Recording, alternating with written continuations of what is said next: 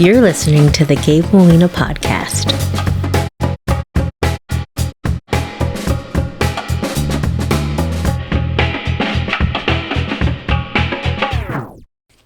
Victor Avila, Gary Brugman.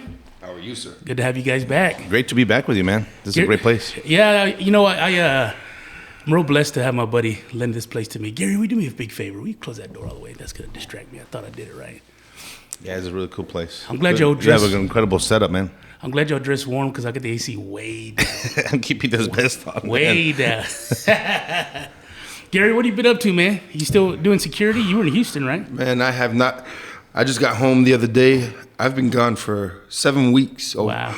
I've been home like twice, never more than 24 hours until like just this past Wednesday. Yeah. It's been crazy, a lot of stuff. And then I got called back out on Friday. Somebody made a threat against my friend's restaurant, you know, on Jihad Day. It's a Christian restaurant. Yeah. So I There ended in up, Houston? Mm-hmm. Okay. So you have to go back out there and work security some more? So you digging this job? I know you've always talked about trying to get back into law enforcement, but are you really liking what you're doing right now? Yeah, I mean, it's good, pays the bills, you know. I really enjoy it, but I'd still rather be doing like real law enforcement, Sure. being a police officer or something. But, you know, I'm happy I'm able to do what I can. Good, man. So thinking about getting back into the whole real estate game again, too, as well. Okay. Market shifting. And I'm thinking that's where some of the good money might be at, you know. Really? Yeah. It's all about the Benjamins. Good, man. I'm glad to see things are going well. Yeah. And Victor, how's your campaign going? I little thing running for Congress. A little running for A little Congress? bit on the side. District 23? District 23. No, I'm all in, man. I'm all in for this district. Big district, over 800 miles between San Antonio, Bexar County, all the way to El Paso County.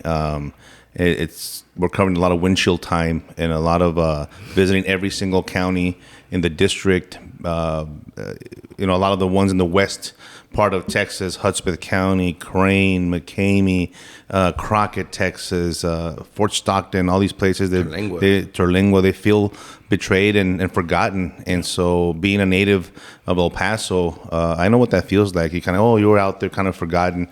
Well, they're not going to be forgotten with me. I'm here to represent the entire district. With such a huge piece of land out in West Texas, is everybody's concern similar, or is it pretty diverse in what they're concerned about? Or are they all kind of focused on the same thing? They're focused. They're obviously different. That's a great question because there's obviously several issues that are different in the different areas. But the top two things that when I make these calls to the constituents, top two things is the economy and the border, the economy. Back and forth. They're all in the same. Now, more in the western and south area is they're really concerned with rural health care. They don't have any. They want at least some kind of a facility, but a full-time facility, not a part-time, not a temporary. They want at least an urgent care with a facility, a physician there, because some of these places have to drive an hour and a half just to see a doctor. Really? So that's a big concern for them. When it comes to healthcare as well, the border towns like El Paso, Eagle Pass, I was able to talk to the county judge there and the county attorney. Is their healthcare system, their emergency rooms, the county hospitals are overrun by illegals. That the U.S. citizens, the Eagle Pass citizens, are put second to the treatment, and they put the illegals first. And so the U.S. citizen will go to the ER for whatever reason, right? Broken arm, whatever.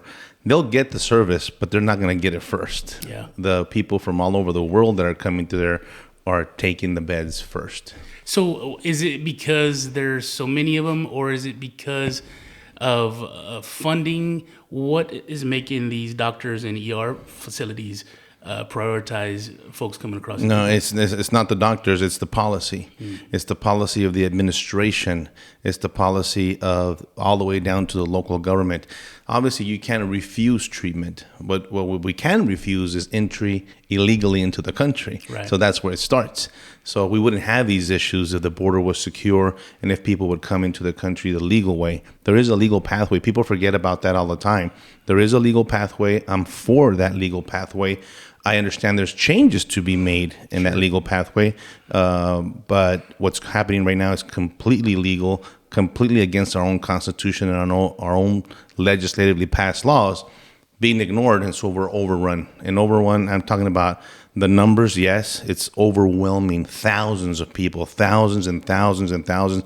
Now they don't even have anywhere to put them. Eagle Pass is saturated. El Paso, these facilities that we built in El Paso holds 2,400. They're over 5,000. Wow. Eagle Pass, they hold 1,000. They're at 2,400. So they're releasing them to the streets.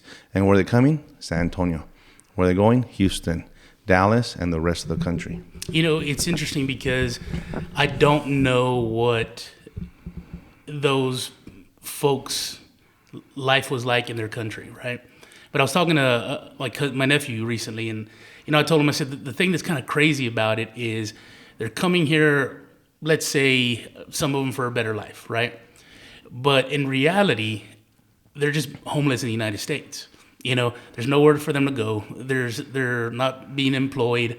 It's everything's kind of turned into this massive homeless shelter. And when I hear you tell me there's a facility that holds 2,500 and you have 5,000 people there, I would hate to be housed in a place that is overrun like that, because it can't be that clean. It can't be that healthy. They can't be providing the services that they've promised maybe these folks to provide. It's either that or the street. Yeah. And so you bring up a very good point, because a lot of the illegals that are coming, especially from Venezuela, are worse off now than they were. Now people say, how can you say that? Venezuela is such a bad country. No, but they had their place. Nobody was victimizing them. Nobody was raping them. Nobody was extorting them. No one was beating them up. And I'm talking about cartels and the journey that they're going through the Darien Gap and through Mexico. None of that was happening to them. Despite the problems that their socialist, communist countries have, that's not our problem. This is what people need to understand, and where I stand. We need to put America first. Sure. But these people are now, you're absolutely right. You're on it because it's a big issue. My friend interviewed some people from, it was 3 Venezuelans. And he asked the right question. Alden Cabello, my friend, he was in Del Rio. He was interviewing them. They sat down for an interview. And he asked the question that I always ask.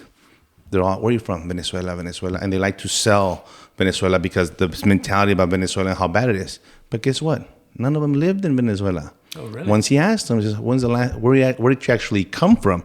Oh, I came from Colombia, I came from Peru, and I came from Chile. Mm-hmm. That had already been granted asylum in these countries. Guess what? They had jobs there. They were working there. They had education. They were living there. Fine. They're okay. Not okay means okay over there. It's we just went through this at church. There's different borders, different. Does everybody want to be in the United States? Of course, but that's not the way this works. But now they're worse off because a lot of these people said, "Wait a minute, the border's open. I'm going to sell whatever I have, all my belongings. I have them take $10,000-$15,000, whatever I have, and I'm going to the U.S." And now here they are living in the streets in Chicago, at the airport, on the streets in New York, D.C., St. Louis, Denver, Colorado, all these places. And they're worse off. And they're thinking, wait a minute. I thought it was supposed to be better. And I thought the government of the United States was going to take care of me. That's not the way this works here. And I got to mention this because it's fresh in my head because I'm big on this word. And we just came back from church and he talked about assimilation. I felt he was talking to me because I wrote this word in my book about the assimilation. I talk about this all the time, and it's a big shift. The people coming to this country, the United States of America, do not want to assimilate. And what does assimilation mean? And the preacher was saying, what I believe in 100%.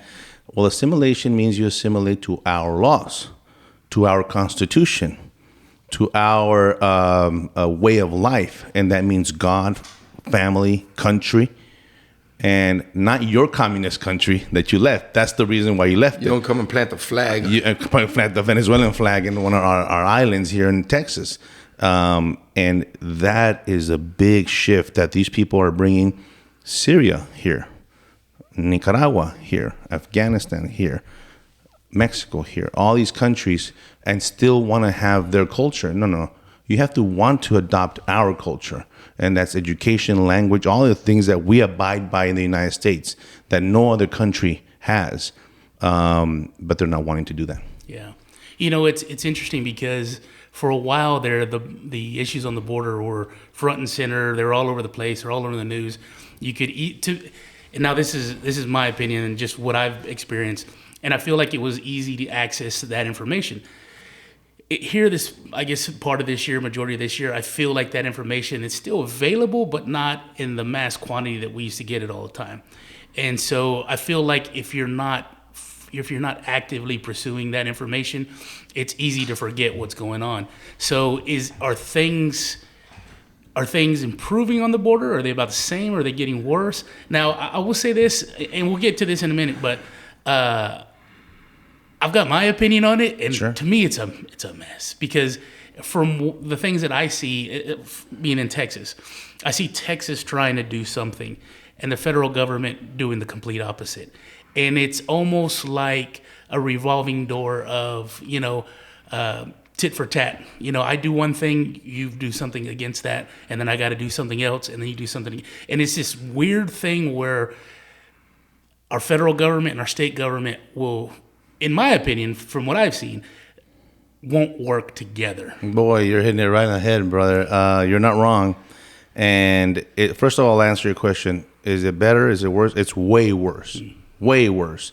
The first time I went down there, March 2021, when it first started, after this administration took over, and I thought, well, this is pretty bad. It's worse. The way to describe it to you is I had never seen, and I'm talking about my visit to Eagle Pass 10 days ago when Elon Musk was there. Mm-hmm. I'd been there for a couple of days. I had never in my life, whether professional or personal life, seen the border the way it is.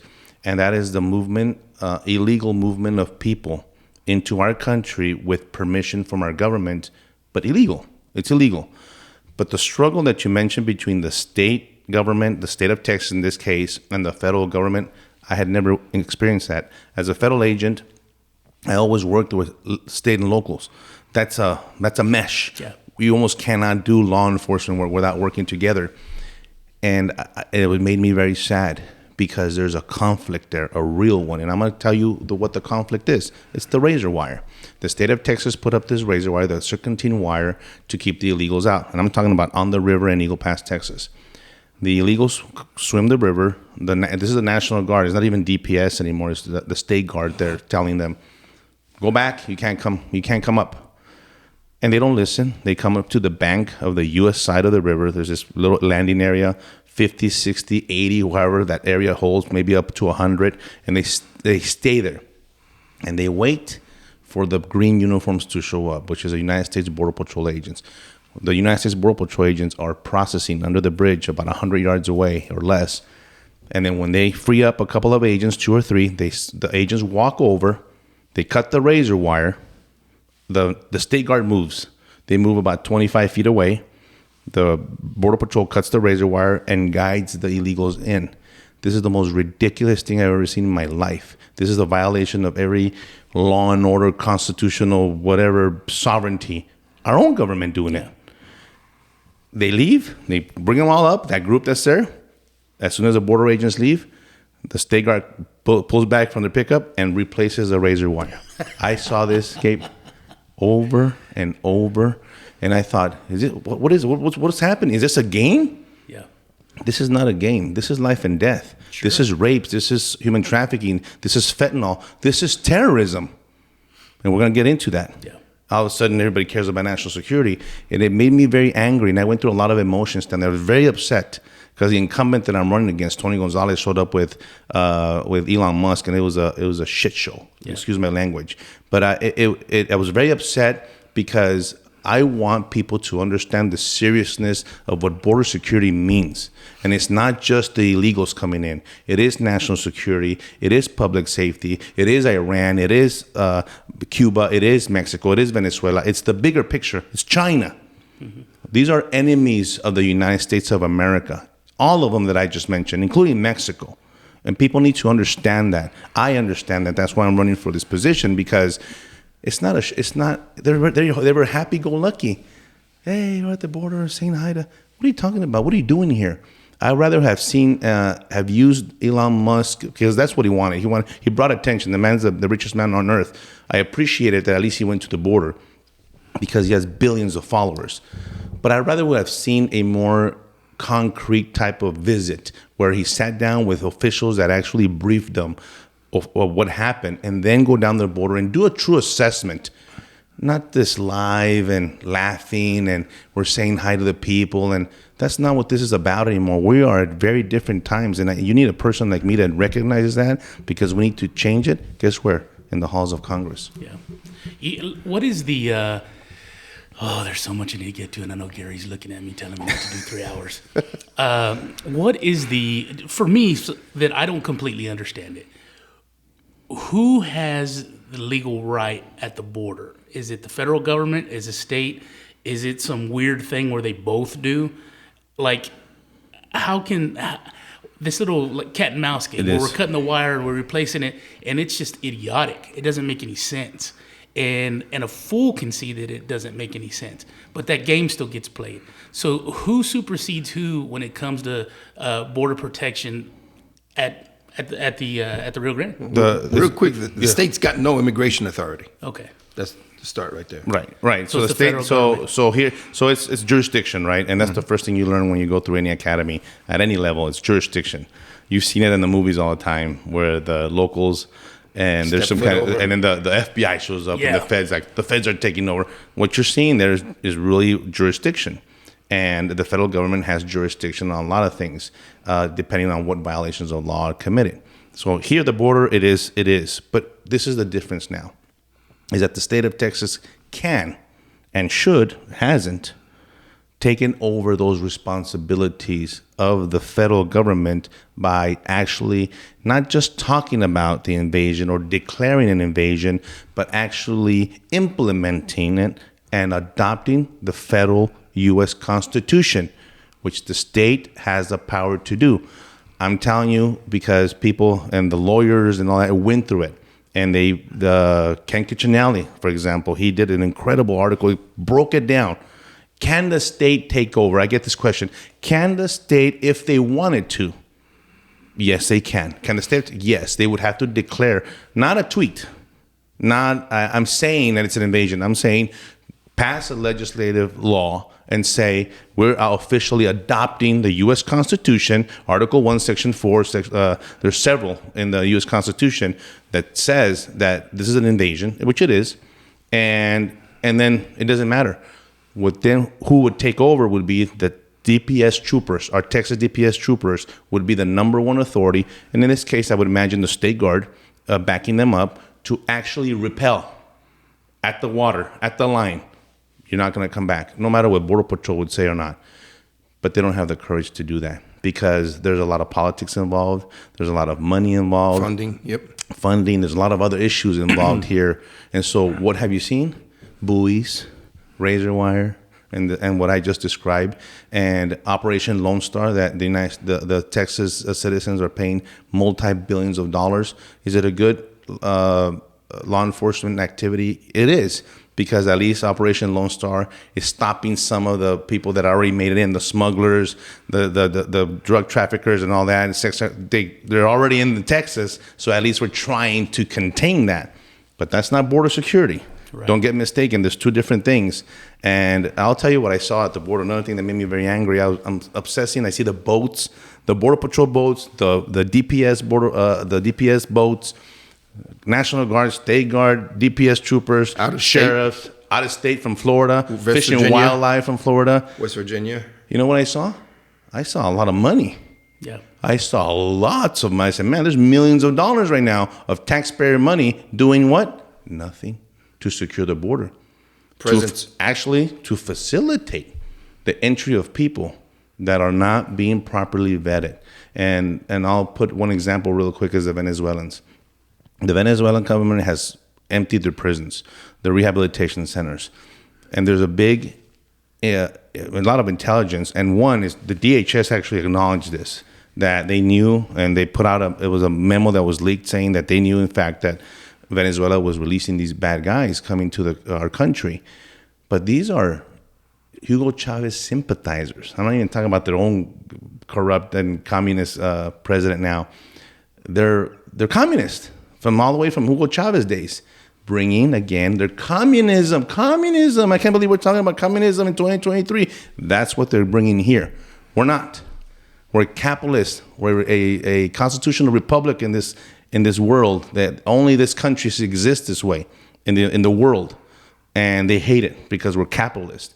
They want to change that. Why? Because communism is power of few over the people. That's what they know. That's what they were brought up to believe. And a lot of people mistake saying, well, they're leaving that to come to the United States, because no, they're bringing that with them. Yeah. And they want to change our fundamental fabric of this country.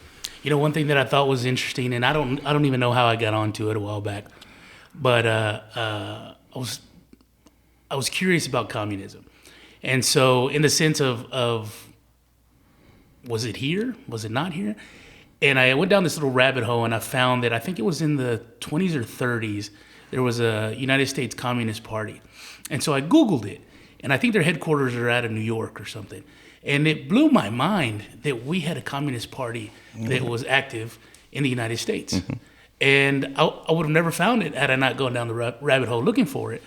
But it just, it's one of those things that we have to do a better job educating ourselves as citizens, because there's so much that happens that we're not aware of.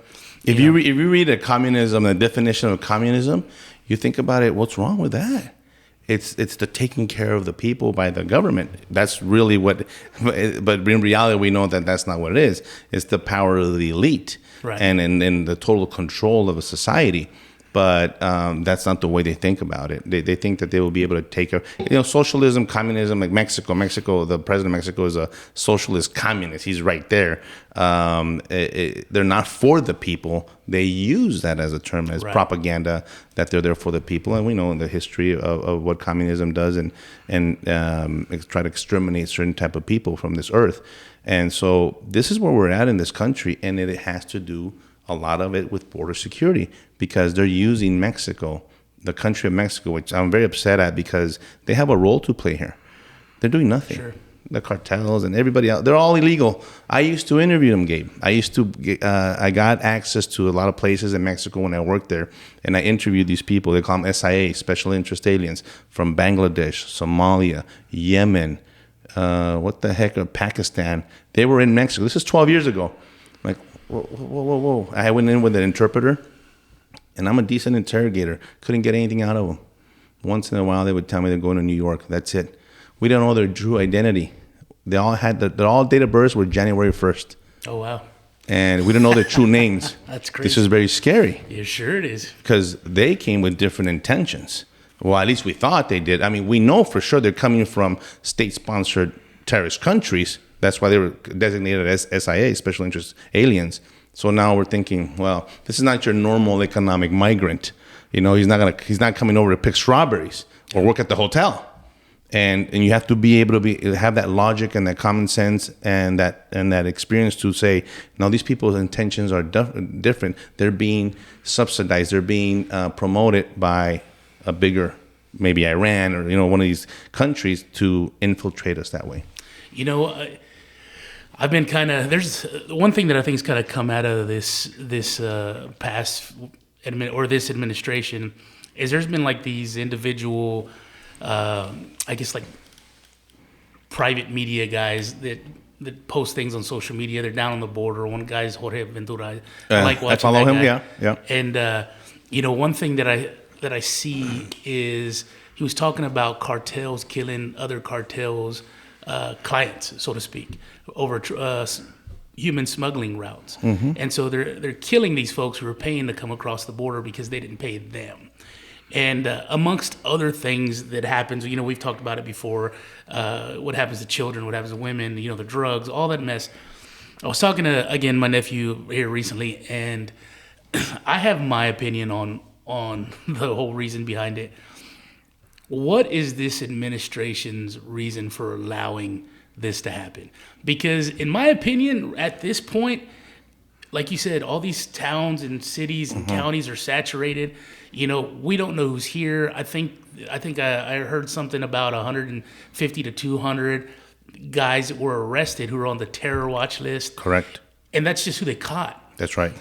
What is this administration's purpose for doing this, in your opinion? It's 100% deliberate. It's not incompetence. They know exactly what they're doing. They're doing it on purpose. And it's several reasons. One, yes, it's the votes. Yes, they want these people to come and say, we're going to take care of you. We're going to give you shelter, money, education, and all that.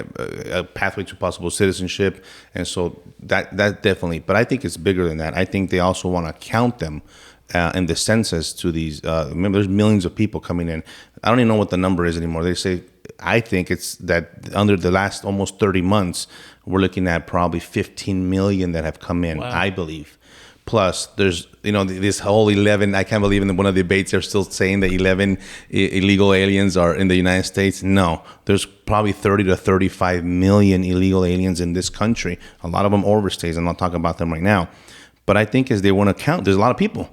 So what happens when you count the population? You get more representation. Where's the representation? In Congress. And they will have control of that Congress forever. That's the bigger picture. But it also is, it's ideology. And it's very difficult because this is ideology, meaning this is the way they think. They hate this country, but they love the fruits of this country. You can't have it both ways. Either you love this country and you defend it and you stand up for it. You cannot want to be here and have the fruits and then hate the way in the life that we lead here. And so that's where the conflict lies. And it comes down to the people. The people need to not only wake up and say, wait a minute, this is not, even if you're an immigrant, you came here legally, especially those are the ones that are saying, whoa, I left our country and I did it the right way because I wanted the capitalist opportunities that the United States provides, education, whatever. Those are the ones that we need to be louder and talk about. But I mentioned the overstays. The majority of the people that come into this country come in through an airplane, not even through the river. But they're also illegal here because they overstayed their visa. But for some reason, because they came in with a visa, they think that they're somehow have some kind of status. No, you overstayed your visa. The visa was for 6 months, and you've been here 5 years. You're illegal. The same way, we need to start picking those people up.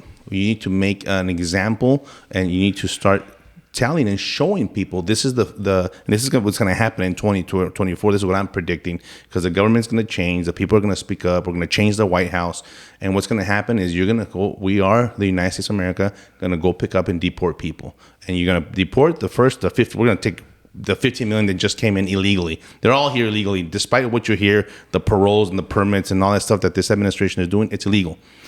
And asylum claims, they're all going to be gone. Then you have to go, obviously, after the criminal alien. That's my pet peeve. Not only are you here illegally, now you're here committing crimes against our own people. You got to go. And then you got to go after the overstays. And you say, you know what? You want to come back to this country? Do it the right way. But you start picking up overstays, a lot of people will start self-deporting themselves. They're not going to tolerate being, living, they're going to come after me. Yes, we want you to be looking over your shoulder because you're here illegally. You would be doing the same thing in any other country. You would be looking over your shoulder if you were living there illegally as well. You also need a visa if you want to live in Mexico. You also need all these permits. But for some reason, it's okay the other way around, but not for us. No, we have to go back to law and order. We got to go back to fundamentals and follow our Constitution. What is, and we don't have to get too in-depth in it, but what is the process for coming here legally? And I feel like since I was a kid, I've heard people talk about how that process needs to change. Yes. Has that process changed over the last 20, 25, 30 years? Yeah. Or has it not, and why hasn't? I'll give you the number one word is bureaucracy. And one of the when DHS was created, it got worse. It got the regulations, the bureaucracy, and the number one agency is USCIS.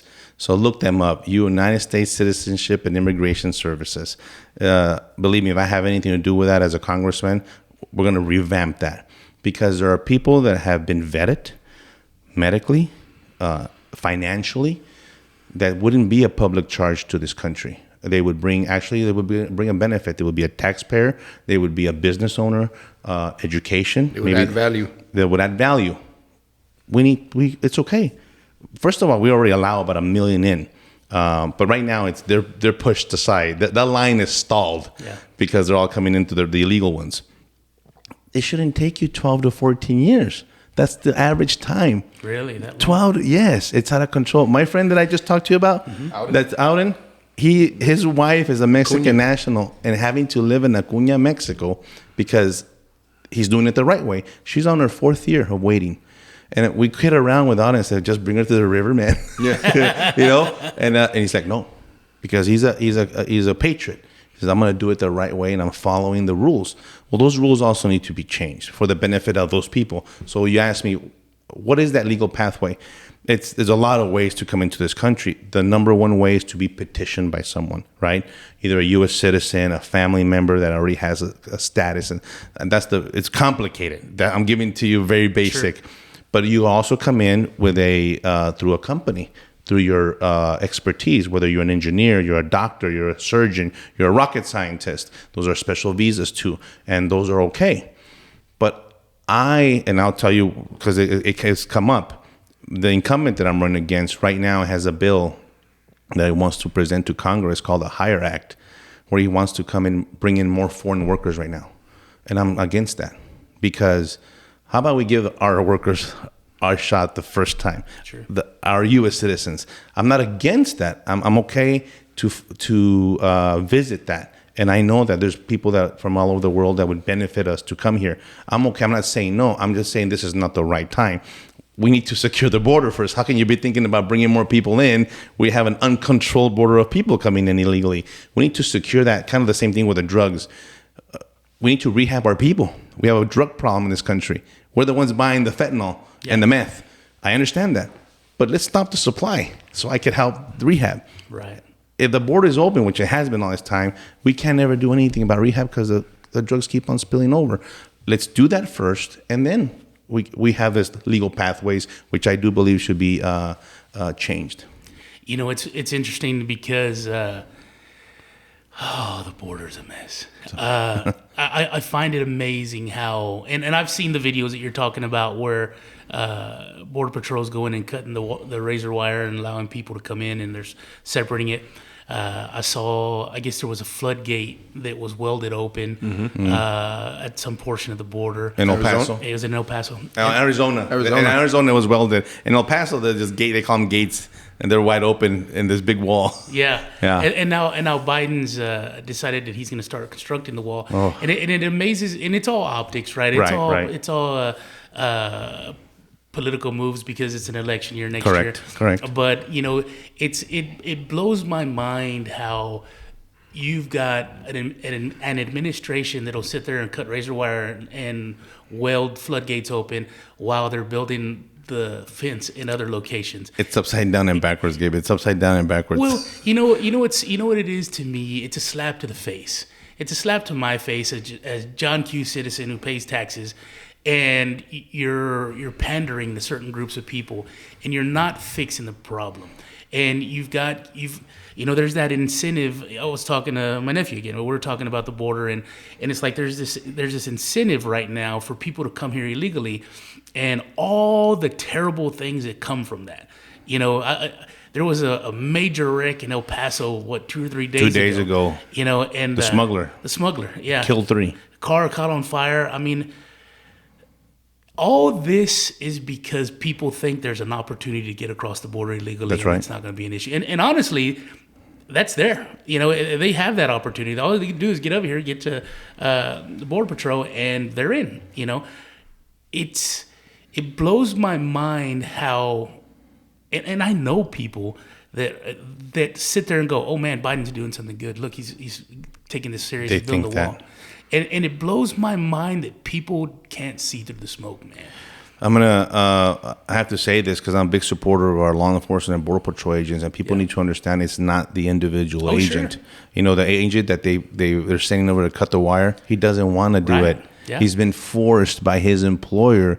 And I tell people, just focus it a little bit on you. You try to put your shoes, in the Border Patrol agent's shoes. And whatever you do for a living, whether you're a banker, you're a teacher, you're a mechanic, whatever it is you do, your boss is making you do things that have nothing to do with the scope of your duties. And on top of that, it's illegal what he's telling you to do. And you have to do it or else you lose your job, you lose your insurance, you lose your pension. Well, you know what's happening? They're killing themselves. Yeah. We have 14 Border Patrol agents that have committed suicide this year alone. Why? Because I've talked to the family, the wives, they don't recognize their husbands anymore. It's demoralizing.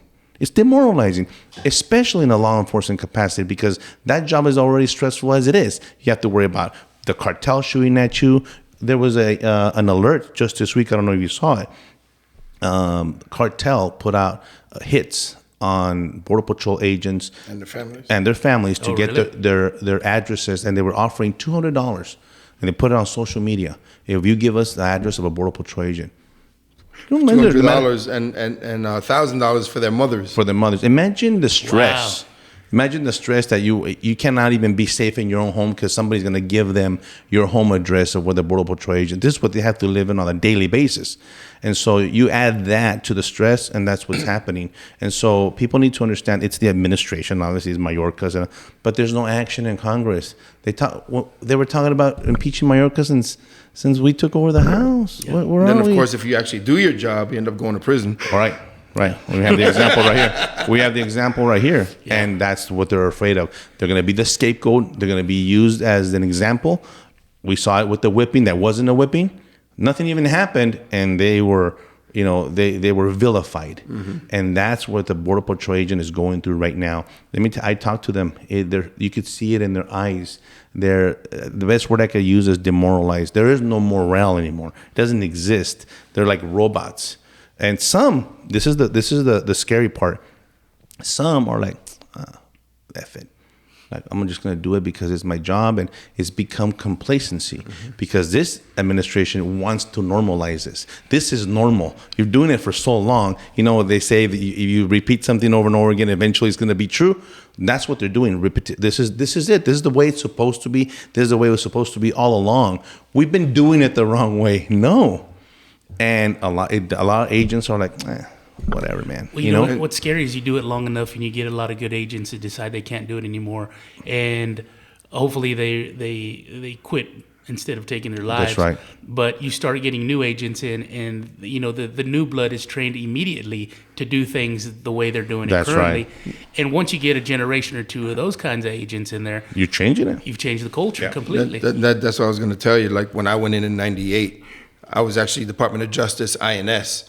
And back in those days, people actually feared INS. Yeah, they ran away from them. Yeah, God help you if INS came after you. Border Patrol at that time was the law enforcement arm of INS. But we had all these agents that had been around for 20 years, senior patrol agents that acted as mentors and everything to us. Since 9/11, they created Homeland Security, CBP, separated everything. A lot of those old guys have retired. Hell, I just hit 57 years old. I would have been mandatory retired last September 30th. Hey, happy birthday, by the way, man. Thanks, man. I appreciate it.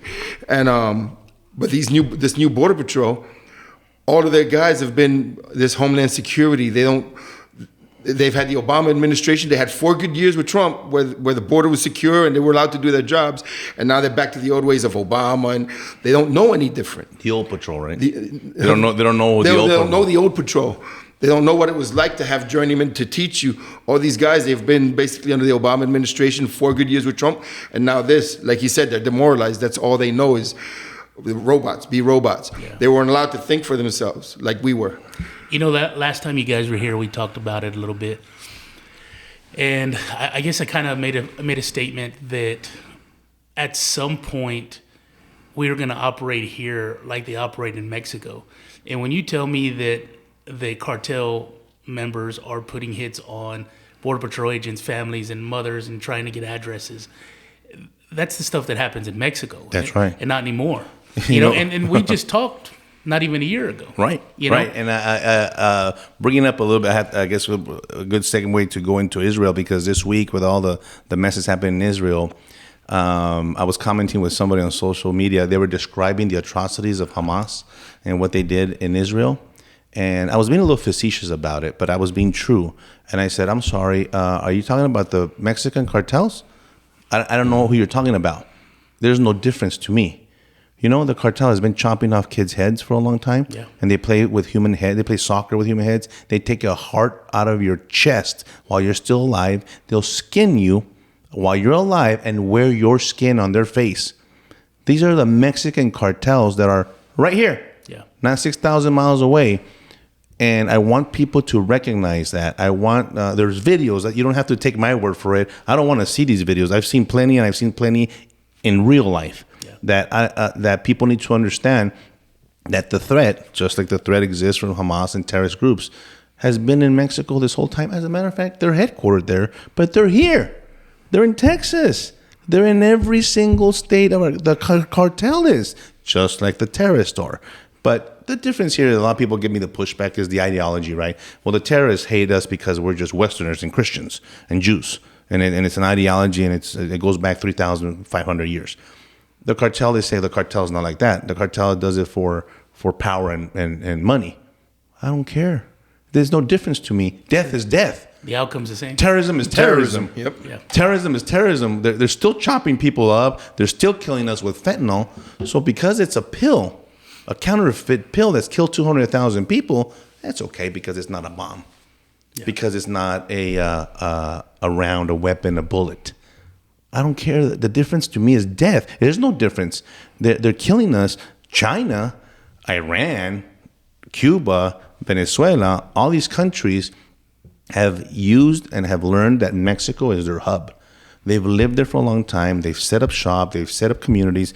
They've even built churches and mosques and stuff. They're there. They train them. They start speaking Spanish. They give them permission to shave their beards, and in they come as a Mexican national in these groups that you see, and they're here. Why do we know that? Because you said it. Last year alone, by the total numbers, over 250 under this administration. Just last fiscal year, 160 potential terrorists on the terror watch list and no-fly list that we have caught. And there's 2 that we caught, identified, and we let them go. One of them, I happened to be in Tampa, Florida when it happened. I was testifying for this grand jury, and we were talking about it because it had just happened. He was, I don't know if it came, I think he came through through El Paso, was in front of the Border Patrol agent, fingerprints, the alerts. We have all the alerts.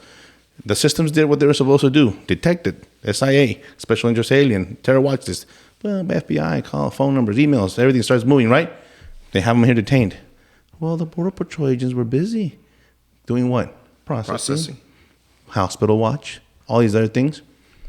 I don't know what happened, but it fell through the cracks. Before you knew it, this terrorist was on a bus to Tampa, Florida. Wow. And he made it to Tampa, Florida. It took 2 weeks to go get him. All of a sudden, Department of Homeland Security and FBI are scrambling, and they don't talk to each other. You know, we still have the issues with communication, and it took 2 weeks to go get him, and we got him. But this is an example to prove to you, yes, they're here, and yes, we still have vulnerabilities in our own system. I mean, look at the vulnerability. I was in Israel. We were talking about it. I stood there in the Gaza Strip 2 months ago, where the attacks happened, and I shot a live video there when I was there, and I went back to see it and hear it, and it was kind of eerie because there you felt the threat. You felt the threat like certain points of our southern border, where Hamas has a tower, and you got these 2 wall systems and fences, and then you have the Israeli tower, and they're looking at each other. Literally, they were staring at each other 24/7. If you look at the attack, one of the first things they did is bomb those towers and bomb the lookouts of the Israeli watching towers. And then, but there's something there. I'm a logical person, and there's obviously failures in the intelligence community here, whether it's through Israel, whether it's tied through our intelligence community. Something went wrong because Israel is one of the most secure borders that I've ever been to.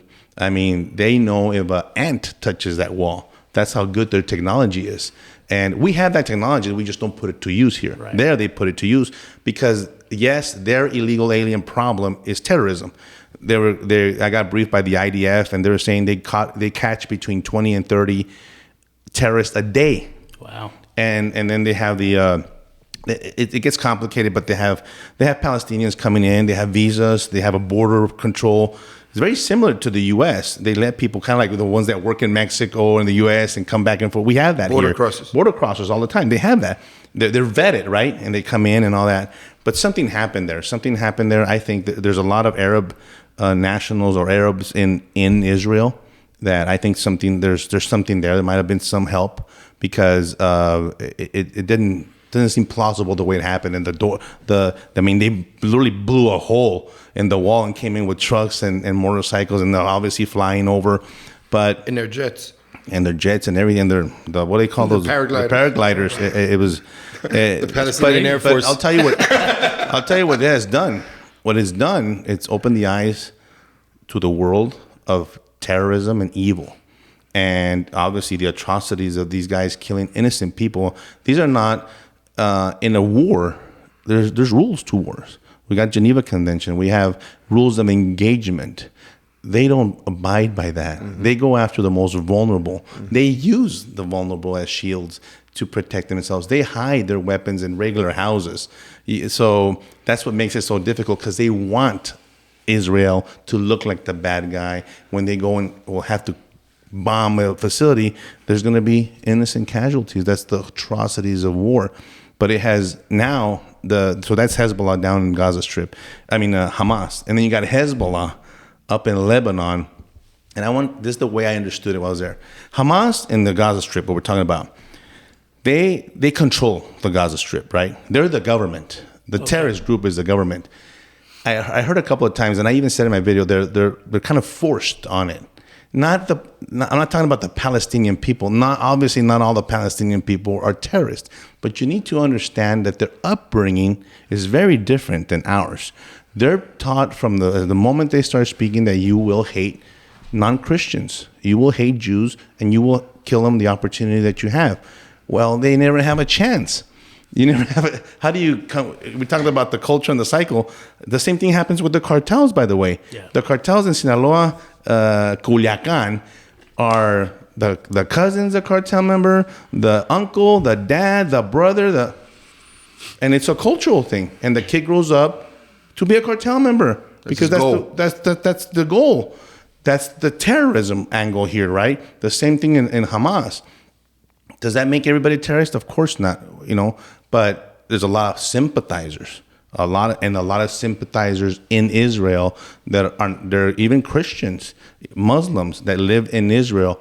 When it comes down to it, they will hide a terrorist in their house. Yeah. And so Israel, that's one of the things that blew me away in one of the briefings. Like, we have that challenge that these people have been vetted. They live here. They're Muslims. Israel opens the door to everybody. But when it comes down to it, if a terrorist comes to the cousin in Israel, they will protect them, because that's just the way it is. Yeah. It's very hard to challenge that culture of 3,000 years. So, to me, the way I see it is, obviously, we stand with Israel and all that stuff. But we have to look at what our vulnerabilities on our border is, because the attack on Israel is an attack on us. If you think about it, they chant "Death to America" right after they say "Death to Jews, Death to America." I mean, even this past week, you saw a protest like that that looked like they were happening in Iran or in Palestine, right? And it was in New York, and it was in L.A. San Diego had a big one. Dearborn, Michigan. And that's kind of what we were talking about earlier, is not to get all crazy and try and scare everyone, but there are people who've come through the border who are on the terror watch list. They have to be. Yes. We've caught a handful. Imagine the amount that we have not caught. I told you earlier when I was watching some of those videos, this is gated communities and people being pulled out of their houses, and it looks so similar to how we live here. Yeah. And it's one of those things where, God forbid it happens here, but I think we'd be really naive to think that it couldn't, because they're here already. They're here already, and we are at a stage where I thought about the movie Heat. We've even gone and neutered our law enforcement. Yes. And at the local level, remember, there are first responders. Yeah. The movie Heat. Remember when they find out that Robert De Niro and the crew, they find out that LAPD's on them, and they're like, assume everything. Assume they got our phones. Assume they got our houses. That's how I thought about it. We have to assume now they're here. They got everything. They got the intel. They're just waiting to attack. Why do we have to wait for the attack to do something proactively? That's why 9/11 happened. But we're getting 3 9/11s a month with fentanyl. Yeah, they're killing 9,000 people a month with fentanyl. And that's not terrorism. If that's not terrorism, I don't know what is. But for some reason, we have this, it has to be a bomb. It has to be a missile. No, China has learned that we're going to come in. First of all, we're going to buy your land very quietly all around Texas and around the United States. We're going to infiltrate the banking system, the money laundering. We're going to infiltrate our people in the universities. I mean, spies, right? Spy balloons. I mean, they're coming at us from every angle. There's multiple, yeah. They're working with the cartels, continue to feed them the precursors and the chemicals to continue to have these pill labs and meth labs. Meth is a big problem, let me tell you. Meth is, that's all I hear. Because fentanyl obviously has a big issue, but meth is killing communities in San Antonio with the crime. Look at the crime rates in these cities. People don't feel safe. Their cars are being broken into in high-end places, like you said, gated communities. Right now in San Antonio, the vehicle theft rate has gone up like 40% in the last, like crazy. They're stealing cars again. Remember we had a big issue with auto theft? It's back again. You can't leave anything in your car or they'll break their window and take it. This is everyday life that affects Americans. And when you get rid of public safety, you're affecting people's lives. Because now they have to look out for, what about my child in school? What about the threat of this? What about the threat of that? And it changes your way of life. That's not a good way to live. You know, I got a couple of buddies of mine, and we half joke about things a lot. One of them is we communicate from time to time in our little communication. We say, when are we gonna? What would it take for us to get out of here and head south? Because we all have a contingency plan, right? Oh, okay. The escape route. The escape route. And one of my buddies said an invasion. And I told him we're already being invaded. I don't know how to communicate to people. Everybody likes to make a change after the shit's hit the fan. That's right. Nobody wants to be proactive. Just like you talked about terrorism, and people have an idea what terrorism is, and if it doesn't fall into that basket, they don't see it as terrorism. Same thing when I was talking to my buddy. I'm like, it's not going to be an invasion of what we think it is. Nobody's going to come across our border. It's not D-Day. Right. That's not what it is. It's this slow, or maybe not so slow, trickle of people coming in here illegally from other countries, and they're setting up shop in small towns, small communities, everywhere. And I don't know how I can convey to people that I care about and I love to say, hey, you've got to pay more attention to this stuff. One thing I say, Gabe, one way I put it is, first of all, awareness. You have to be aware a little bit, pay attention, right, at the local level. Why? Because if you become a victim of a crime, it's too late. Yeah. Especially when that perpetrator, that bad guy is an illegal alien or a cartel member. We already have enough crime of U.S. citizens to begin with. Now, because I talked to the families, the angel moms, and I went to D.C. just a couple of weeks ago to the Lost Voices of Fentanyl, of thousands of parents that lost their loved ones, mostly young adults, to a counterfeit pill. But you know what shocked me? It's kind of weird because even me in my biased mind, they were Democrats. We did it in front of between the White House and the monument. They didn't give a shit. Yeah. The pill doesn't care what you vote for. Mm-hmm. This is a public national safety issue for all Americans. And that hit me there because I thought, and I guess I don't know, it's a conservative movement, right? For some reason, it's not. Yeah. It's an American movement. It's an American protection that we need to protect our borders and our sovereignty. And boy, that hit me hard, man. And it made me very sad because a lot of those victims, they didn't care that they voted. They were there asking for help from their government to stop this. They don't care who the guy is or they want representation and to do something, and I really took that to heart. You know, I think a lot of people get into this.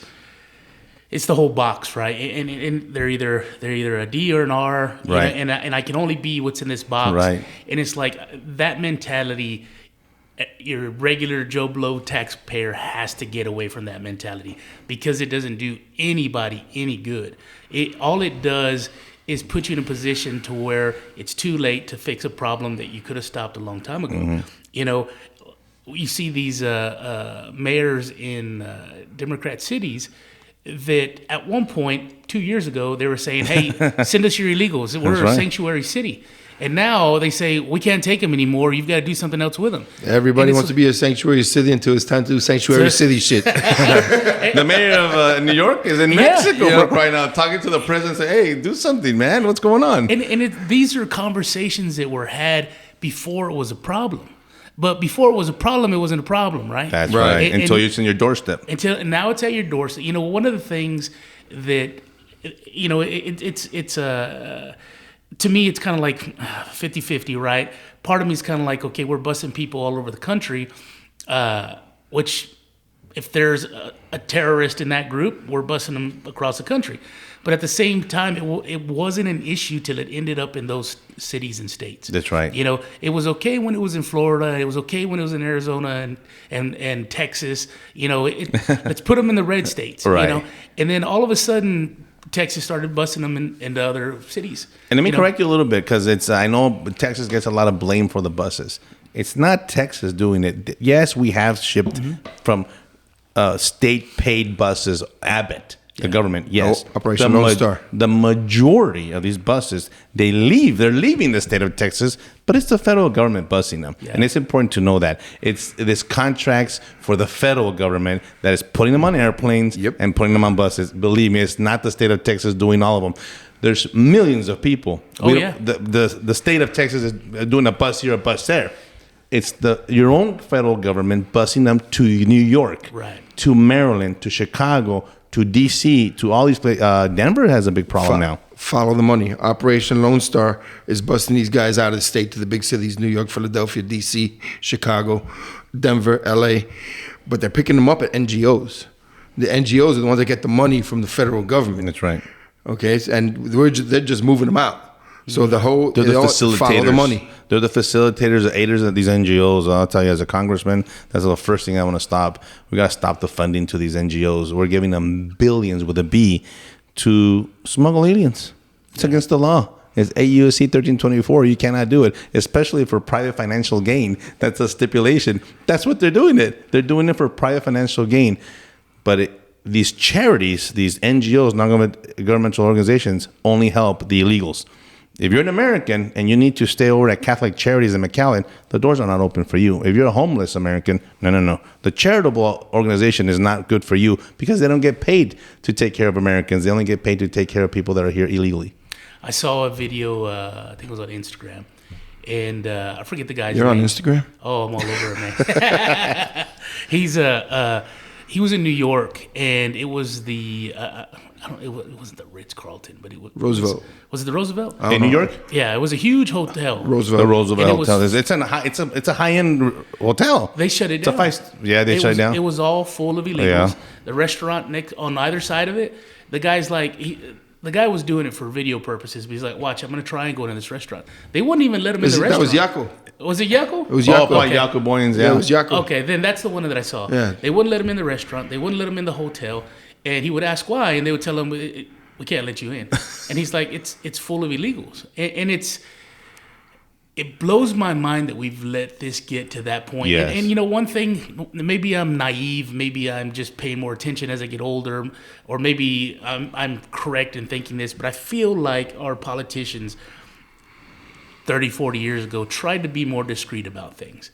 Now they do whatever the hell they want, and you can't do anything about it. Right in front of our faces. They're blatant about it right now. They don't care what you think. The New York thing is a phenomenon because it's a double standard, big time to begin with, right? And you, to me, because I'm running for Congress, they're awfully quiet if you think about it.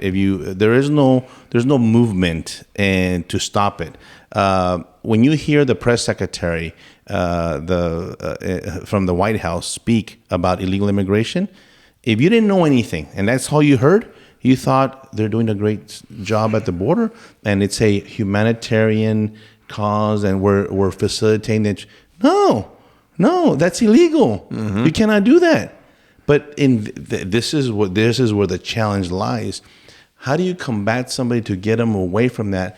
My lying eyes are telling me something different as I'm seeing it on the border, and they're saying something completely opposite in D.C.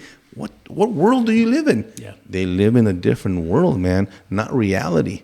And you know who knows reality? The people that are burying their children or treating their daughter because it was raped by an illegal alien, or all these traumas, or their loved one was killed by a DUI illegal alien driver, or the smuggler in El Paso that you just mentioned. What about those 3 lives?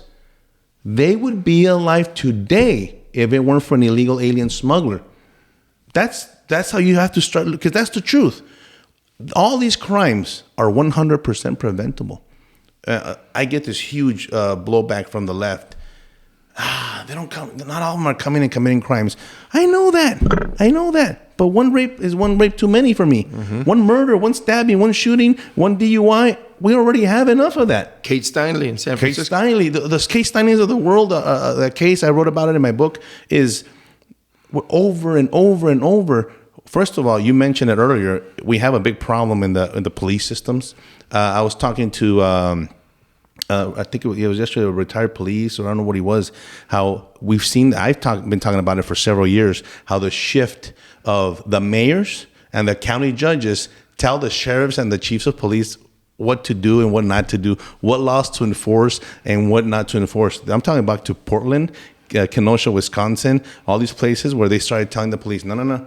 You're not going to enforce this. You're not going to arrest a protester. You're not going to dictating to the chief of police is a chief of police and been trained for 30 years or whatever in police.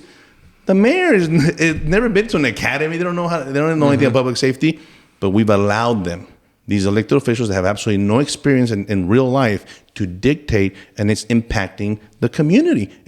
When you start affecting them in their public safety and the pocketbook, you're going to get their attention. That's why I'm a big proponent. I know I'm running for U.S. Congress, but you got to pay attention to your local politics, man. I got a really good briefing here in San Antonio at the club the other day.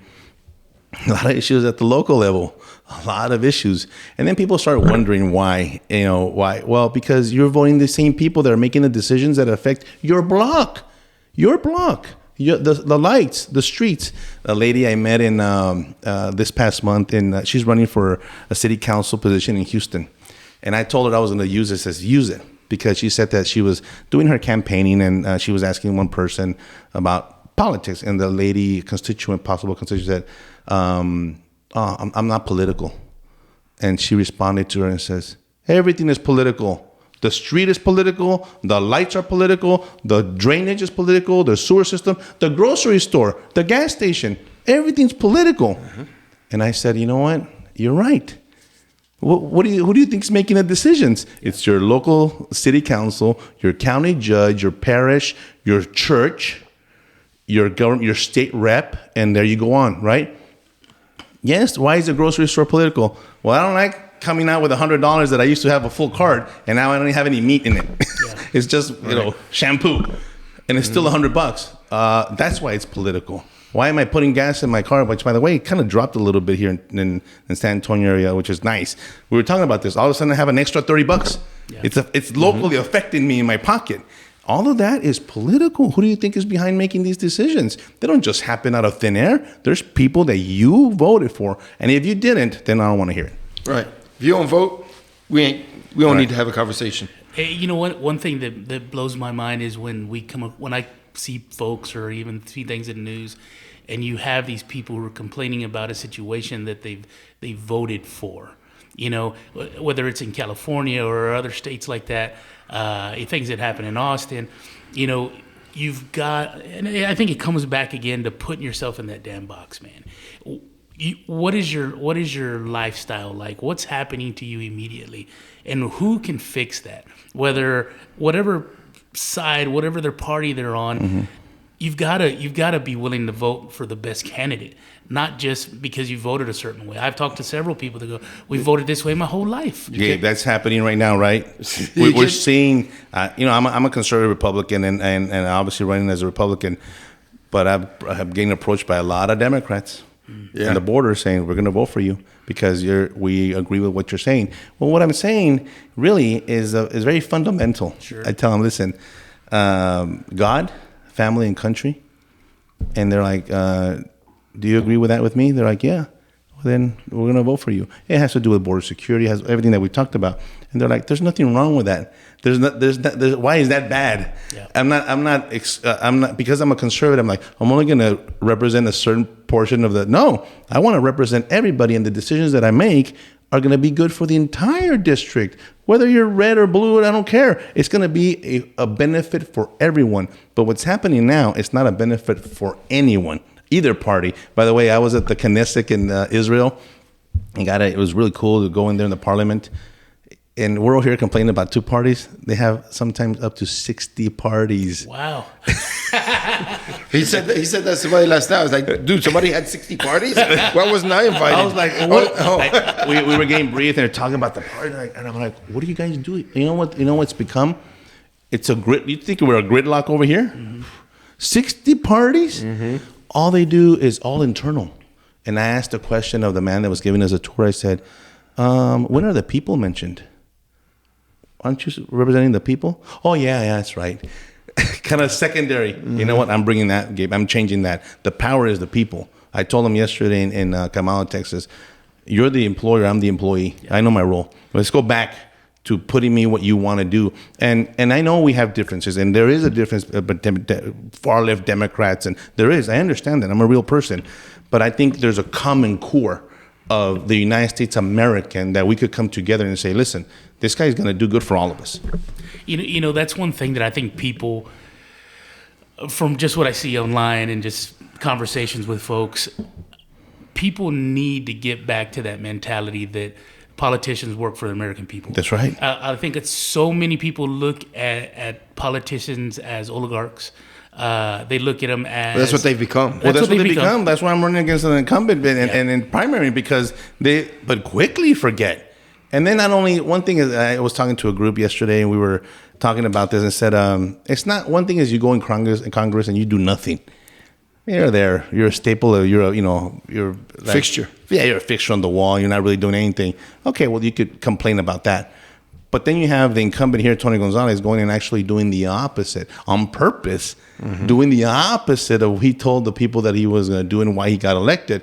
And that pisses people off. Yeah. You're like, hey, tell me, Victor, we had him sitting down in that chair telling us to our eyes, this, and promising. And then as soon as he gets over there, boop, the opposite. Hey, what the hell, man? We're not chopped liver here. Yeah. And then you ignore us. And then you don't answer our calls anymore. And then you actually have a party for him for winning and congratulating, and he doesn't show up. Really? They shared that with us. This whole group of donors went over there. They were invited to go to D.C. So they all flew themselves, and they all went to go celebrate Tony because he won. He didn't show up. And then they were very upset. They're like, listen, at least tell us. Send us a text. I'm sorry, I can't make it. I had something. No, nothing. Just didn't. They went for him to his party. Imagine you invite people to your birthday party and you don't show up. Well, that's kind of weird, no? Yeah. But you still took the presents. But believe it or not, you still took the presents. Well, that's the thing, presents. Yeah. That was the big one they said. Yeah. Oh, but they did a big fundraiser for him. He didn't show up, but he took the checks. Yeah. And I don't know, maybe where I come from, maybe my beginnings, it's called integrity. I tell people, listen, I'm just a real person. I've been through a lot in my life. You know my story. It shapes you in a certain way.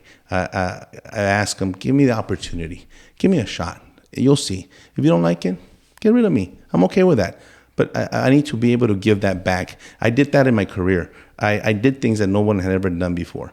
And they didn't tell me no. My bosses were like, okay, whatever, Victor, you're crazy. And then I was successful.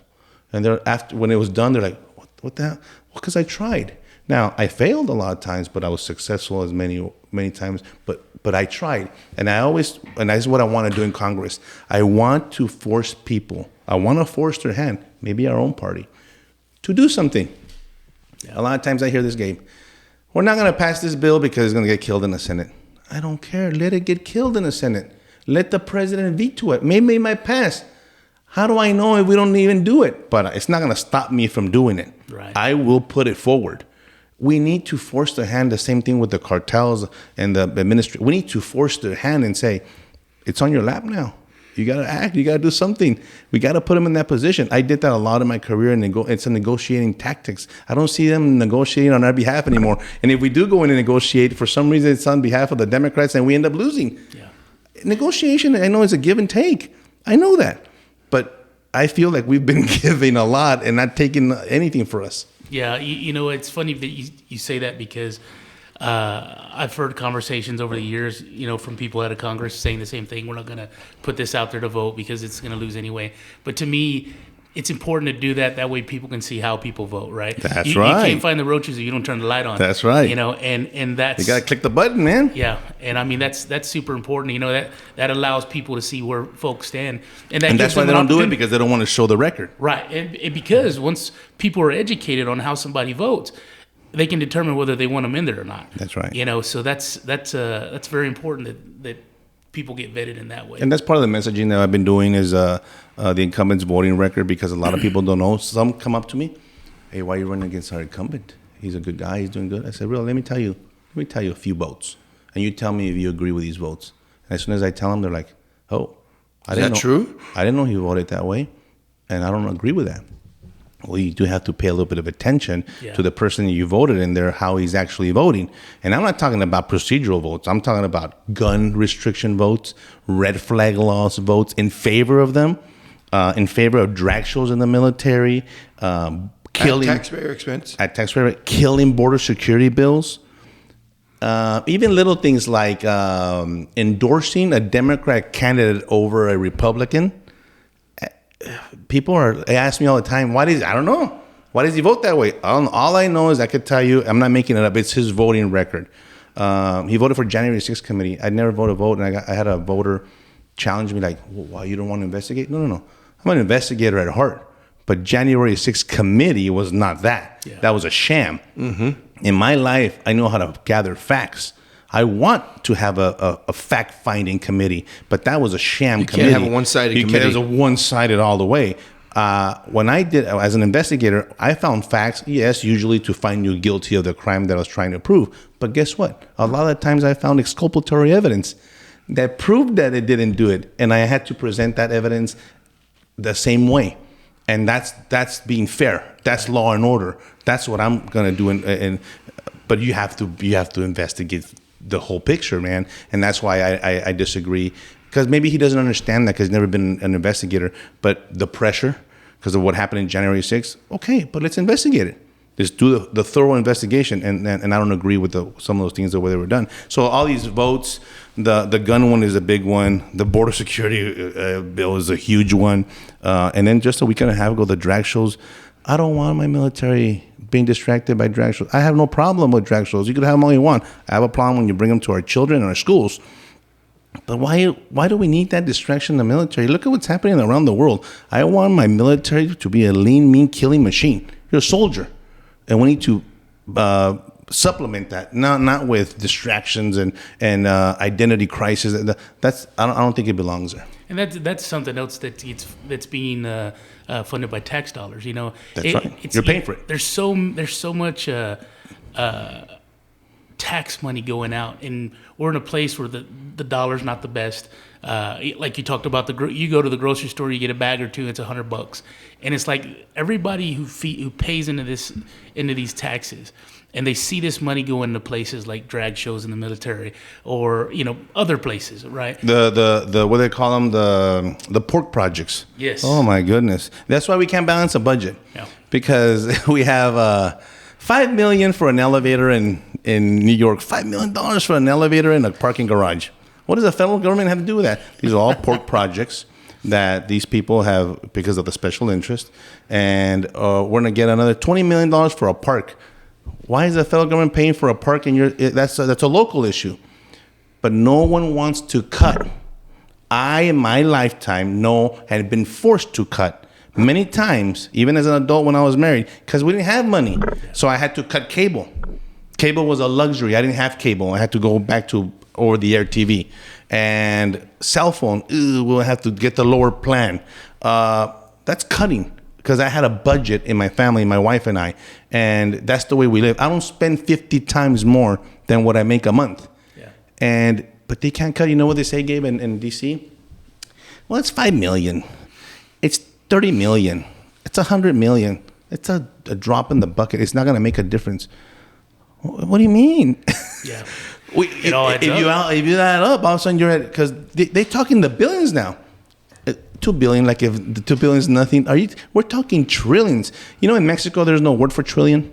Oh, really? Can't say trillion. Trillones doesn't exist. It's a made up word because it doesn't fit in a calculator. We're talking about numbers that don't exist. And it's the 32, 33 trillion in debt. Yeah. You have to make some serious cuts. I know it's not going to be Medicare and Medicaid, but we have to restructure them. We have to restructure them to make sure that there's a lot of fleecing of America in these budgets. There's a lot of money. You know, we're spending. You get a cell phone. You go to a cell phone. It costs you $1,000. It costs the government $5,000. Why? It's the same phone. Yeah. Because it's a government contract and they have unlimited amounts of money. No, we don't. It's our money. It's not the government's money. Everybody says, well, the government is spending. No, we are spending. It's our money. Back to treating them like oligarchs. People need to realize this is our money. It's not their budget. It's our budget. Mm-hmm. Guess where I put my money at the end, in the beginning of the year? That's what they're using. All that money they give in Iran, it's your money. Oh, my gosh. Yeah, the Iran money. It's great. It's incredible. You know, one thing that I've always found amazing is me. Well, outside of Gary, is when they decide they can't figure out the budget and they shut the government down, so to speak. All right. I always found it interesting how when they got ready to start shutting down things in the federal government, they started with retired federal employees, retirement plans. They shut down parks. They shut down everything. The monuments, the money. Like you can't even walk into the White House anymore. Who still gets paid? Exactly. Well, that's the thing. They only start shutting down things that affect the public immediately. Right. Everything else is still up and running. Right. But they do that on purpose. Yes. And it's to go, oh my God, look what we can't. I can't visit the World War II memorial. Why? Yeah. But even when they put everybody on furlough, right? But I've been through furloughs. You've been through furloughs. I've been through furloughs. Who still gets paid? Congress. That's right. Yeah. I've been through several furloughs. And then a lot of people talk about the border. First of all, federal law enforcement is exempt from that. I've been through furloughs, and I never actually got a furlough. I went through shutdowns, but I always had to work. As a matter of fact, for free. For free. They got rid of they furloughed the mission support staff, and so our analyst wasn't there, and nobody was there answering the phone. We were answering the phone, so we added more collateral duties, but we still had to do the job. You can't furlough law enforcement. We didn't get paid. Well, I think the most I ever went was 2.5. I know last time they went over a month because I have family members too, but I only went, and then we got the back pay. But it's stressful. It's very stressful, but we understand that it was for a better cause. But because they always know what's going to happen. Mm-hmm. It's not like, oh my God, no, you know that it's at the end of the fiscal year and you got to have a budget. And we've been doing CRs, continued resolutions. And we can't even elect a Speaker of the House. We don't have one. As we do this, we don't have a Speaker of the House. Scalise is out. Jim Jordan is gaining some support. We can't even come into grips with that. Why? Because the internal party is struggling to get the representation, because there's two different types right now in D.C., for the people and for the establishment. And which one's going to win? Yeah. That's one thing about the left and the Democratic Party. I don't agree with anything that they do, but they do stick together. They know where their place is. They know how to win. Yeah. Because they have no integrity. That's right. We've talked about it, I think, the last time. And it was when the Republicans said we need the House, and then they get the House, and then they said, well, we can't do anything. We need the Senate, and then they get the House and Senate. Well, we need the presidency, and then they had all three for 2 years under Trump, and nothing happened. Nothing. And I will say this: I tend to vote Republican almost majority of the time. When I see things like that, it goes back to that slap in the face I was telling you about. It's because there is no respect for the people who've put them there. And those are the types of politicians who've got to go. I'll give you a perfect example. Austin, the state of Texas. We, the Republicans, have controlled the House, the Senate, and the mansion for 20 years. You would think we'd be rubber stamping bills after bills. But no, it's the Democrats that control the House. But how can a Democrat control the House if we actually have more Republicans? Well, that's the big problem. Republicans are putting Democrats in charge of committees. They're in charge of committees. Our governor just appointed somebody else, a Democrat, for this big position. I forget it has to do with schools or universities or healthcare. Something I forget. Why? Because in a lot of times in government, and I'm using Austin as an example, but it also happens in DC. They wake up Monday morning, and instead of asking, "What am I going to do? What do the people need? What do my constituents need?" No, it's what do the Democrats want? Yeah. Why? Why are we trying to satisfy the party? We don't represent the party. We represent the people, and we have a big problem in Austin right now because of that. You would think, man, we'd be passing if we control, like you said, all three facets. Boop, boop. No. But we ourselves, the Democrats the other way wouldn't never do it. The Democrats wouldn't appoint Republicans as chairs to kill bills. They would be rubber stamping whatever the heck they want. Why do Republicans behave that way? Because it's like that across the board. It's all the way to Washington. Say this whole argument that, we're better than them. We don't stoop to their level. We are the law and order party. You know what? It's time to roll up the sleeves, man. And I'm okay to get in the mud. I'm okay. We got to fight. And sometimes the fighting means that you have to do what you have to do, and sometimes for the better of the people. But you can't sit back and say, because I'm better than you. You know what? I could I know in my career, I know Gary could we've dealt with low end and high end. All my life, I've dealt with the worst of the worst bad people, and I've dealt with the worst of the worst high people. And I've been with both of them.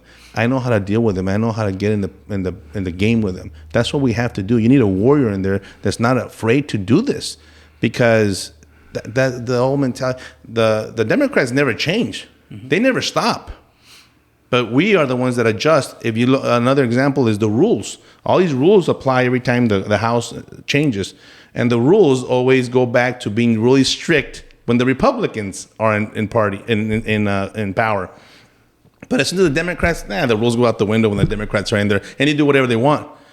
And the Republicans say, well, we follow the rules. Well, stop following them. Do something for the people. Yeah. That's one thing that... You're right. Gosh, it's upsetting. Trump was very polarizing. But I will say that was the first time that I saw a Republican politician who would throw punches back. That's right. At the media, at everybody. At everybody. And it was very interesting because, I've talked to people before who can't stand him, right? Right. And it's like I told them when I was having that conversation. If I was president and I had a new fire every week for 4 years, I'd be a little bit of a son of a bitch, man. I mean, it's hard not to, right? Right. When you're constantly attacked all the time.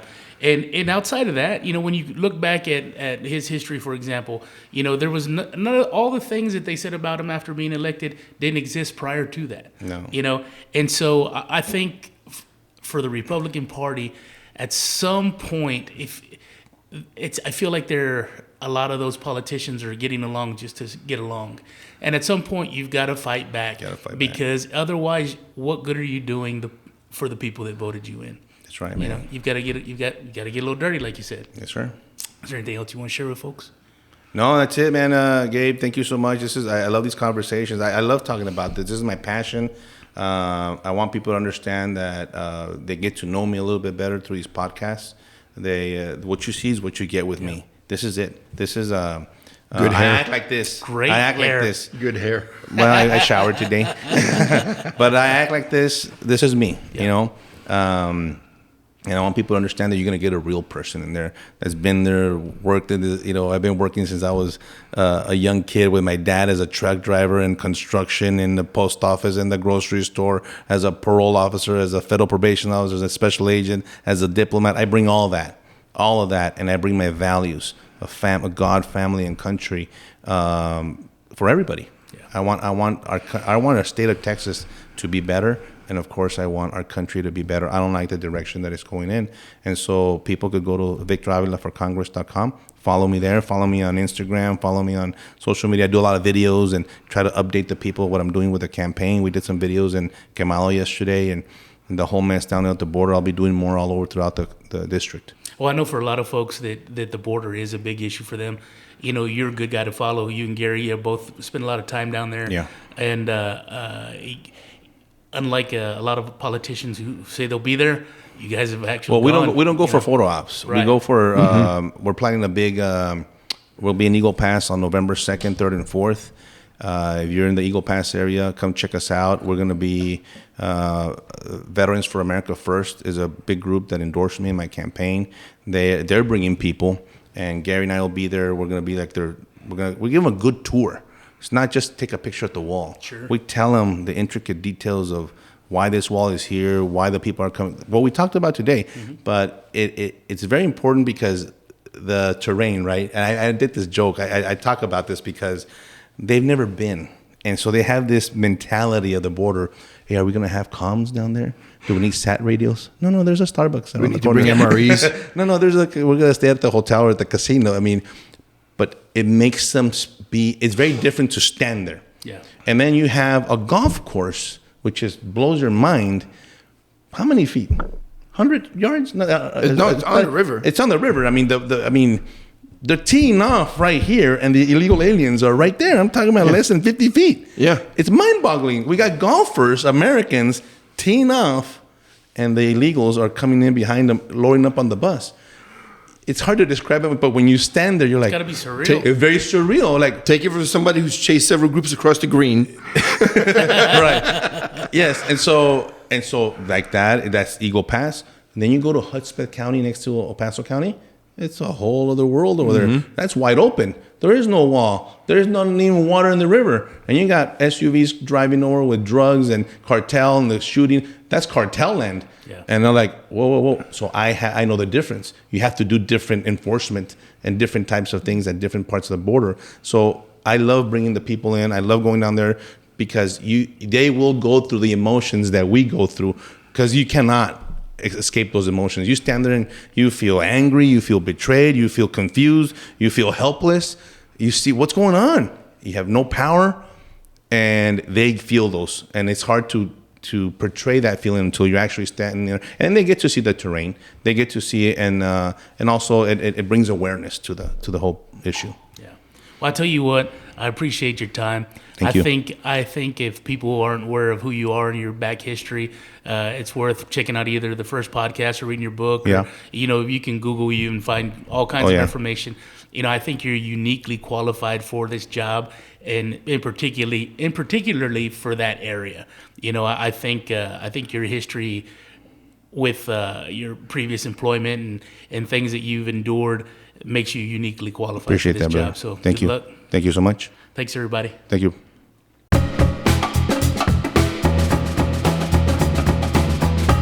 Thanks for listening to the Gabe Molina Podcast.